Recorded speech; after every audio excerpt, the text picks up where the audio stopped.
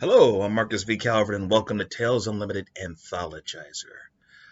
This is episode 37. The story is called The Wrong Name, and this is part 2. Um, what I have so far is not much. I expected to do more, but I got beat up a little bit. I did make some wild progress on other fronts, though, so I'm happy. Um, Basically, you have two guys, Simon Burns and Seymour Burns, inside of a large corporation. Think Wall Street powerhouse, right? Um, and this company's dirty. And one of them, Simon Burns, is a whistleblower who goes to the SEC. And the SEC agent who handles it is on the payroll of this bad guy corporation. They're like, okay, who went to you? Give us a name. We'll sort it out. Somehow, Seymour Burns, slightly different spelling of the last name, gets mentioned as the whistleblower. Seymour Burns has nothing to do with this. And someone is sent to kill him and his family, make it look like he went nuts, uh, got high, kill his family. Well, killing of his family happened because of a drugged pizza. Everybody dropped. Killer, swapped out the pizza with a regular pizza, killed the kids, killed the wife, stuck a needle in a dude's arm. Somehow the guy survives his overdose. And while he is like waking up going, oh my God, my family's dead. I'm not even a drug user. What's this thing doing in my arm? I don't remember anything. The real whistleblower and his family are being grabbed by WITSEC and disappeared because they're being told, hey, you guys were targeted for an assassination. Like, what? What? Gone. And the SEC agent, he had an accident while hiking. They didn't find his body for days. And he basically gave up, he basically told the corporation what the whistleblower had given up. So, in all likelihood, any investigation would be stonewall because they knew what to get rid of, what to hide with the stonewall on. Between all that, a corrupt agent, Justice Department doesn't tell the local police department or the local DA that they have the wrong guy, what this is really about. So, Seymour Burns goes to jail. His lawyer persuades him to plead guilty, and he ends up in San Quentin, and he gets life without.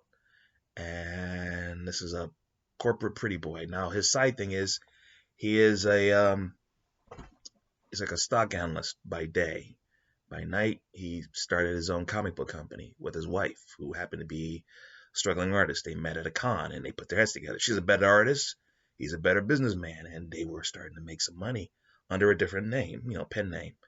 And then he goes inside, and the first 5 years are rip as hell. And then he tries to kill himself. His therapist says, hey, you're in art? Well, maybe get back in art. So he starts a new comic book, and he basically owns like a diary of his times in Quentin. And he does it so well. It's like an underground hit inside Quentin, to the point that when guys leave, they do a Kickstarter for him and start a comic book company for him while he's in prison. And he has like a hit going for himself. Like if he ever gets out, who knows, right? But he's never getting out. It's what he figures. So he's like 5 years behind. Whatever happened to him goes in the comic like 5 years later.